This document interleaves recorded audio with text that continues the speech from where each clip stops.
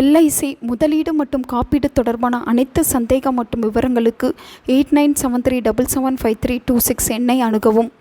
நாள் என் செய்யும் வினைதான் என் செய்யும் என்னை நாடி வந்த கோள் என் செய்யும் கொடுங்கூற்று என் செய்யும் குமரேசர் இரு தாளும் செல்லமும் சதங்கையும் தண்டையும் சண்முகமும் தோளும் கடம்பும் எனக்கு முன்னே வந்து தோன்றினே. தை மாதம் பிறந்து விட்டாலே வரிசையாக தெய்வ வழிபாட்டிற்கு உரிய நாட்களும் வந்து பக்தி பரவசத்தை ஏற்படுத்தும்.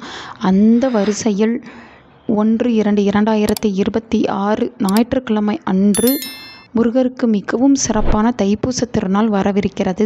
தை மாதத்தில் வரும் பூச நட்சத்திரத்தன்று கொண்டாடப்படும் இந்த தைப்பூசம் அனைத்து முருகன் கோவில்களிலும் கோலாகலமாக கொண்டாடப்பட்டு வருகிறது. இந்நிலையில் நாம் வீட்டிலிருந்தே முருகனை நினைத்து தைப்பூச விரதத்தை எப்படி கடைபிடிப்பது என்பதை பற்றி தான் இந்த வீடியோவில் நாம் பார்க்க போகிறோம். நாள் முழுவதும் பூச நட்சத்திரம் இருப்பதால் காலை முதல் மாலை வரை முருகனை நினைத்து உபவாசம் இருந்து முருகனை தரிசித்து வழிபாடுகள் செய்தால் வறுமை நீங்கி செல்வமும் வசதி வாய்ப்புகளும் கிடைக்கப்பெறும் என்பது ஐதீகம். இந்த நாளில் குரு பகவானையும் சிவபெருமானையும் முருகப்பெருமானையும் வழிபடுவது விசேஷம். பார்வதி தேவியிடம் முருகன் வேல் வாங்கிய நாள்தான் தைப்பூசம். இந்த நாளில் கோவிலுக்கு சென்று காவடி எடுப்பது, பால் குடம் தூக்குவது, தீ மிதிப்பது, வேல் வழிபாடு செய்வது என பக்தர்களின் அலைமோதல் அதிகமாக இருக்கும். இவ்வருடம் இருக்கும் சூழ்நிலையில் நம் வீட்டிலேயே எளிதாக இந்த விரதத்தை கடைபிடிக்கலாம். அன்று காலையில் 1/2/2026 அன்று காலையில் எழுந்து நீராடி திருநீறு பூசிக்கொள்ள வேண்டும். பூஜை அறை மற்றும் வீட்டை முந்தைய நாளே சுத்தம் செய்து கொள்ளுங்கள். சுத்தமான ஆடை உடுத்தி பூஜை அறையில் எல்லா படங்களையும் அலங்காரம் செய்து முருகனுக்கு சிறப்பு அலங்காரம் செய்து வைத்துக் கொள்ளுங்கள். வேல் என்பது முருகனுடைய அம்சமாகவே பாவிக்கப்படுவதால் வேல் வைத்திருப்பவர்கள் கட்டாயம் வேல் வழிபாடு செய்ய வேண்டும். வீட்டில் பஞ்சலோக வேல் வைத்திருப்பது வீட்டிற்கு காவல் தெய்வமாக அமையும் என்பது அனைவரும் தெரிந்து கொள்ள வேண்டிய ஒரு விஷயம். இல்லாதவர்கள் முருகனுடைய பிரசித்தி பெற்ற கோவிலுக்கு செல்லும் பொழுது இதனை வாங்கி வைத்துக் கொள்ளுங்கள்.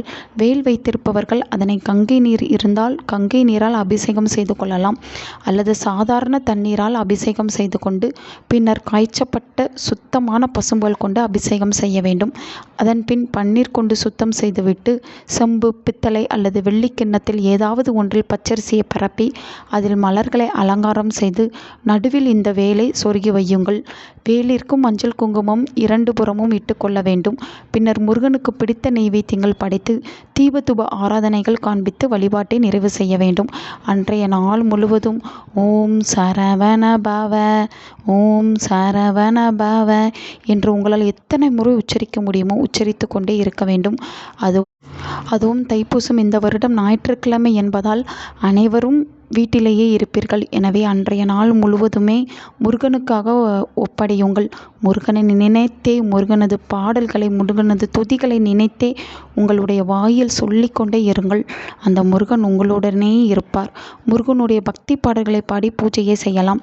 நாள் முழுவதும், அதாவது அன்ற தைப்பூச நாள் முழுவதும் உபவாசம் இருக்க முடியாதவர்கள் பால் மற்றும் பழம் மட்டும் எடுத்துக்கொள்ளலாம். உபவாசம் இருப்பவர்கள் மாலையில் பூஜையை முடித்துவிட்டு முருகன் கோவிலுக்கு சென்று முருகனை தரிசனம் செய்துவிட்டு விரதத்தை முடித்துக் கொள்ளலாம். தைப்பூச விரதம் இருப்பவர்களுக்கு கேட்ட வரம் எல்லாம் கிடைக்கும்.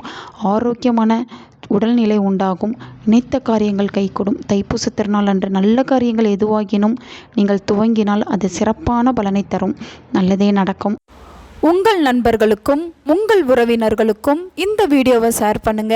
அவங்களும் இதை பற்றி தெரிஞ்சுக்கிடட்டும். ஆன்மீகம் டிவி தமிழ் சேனலை சப்ஸ்கிரைப் பண்ணுங்க.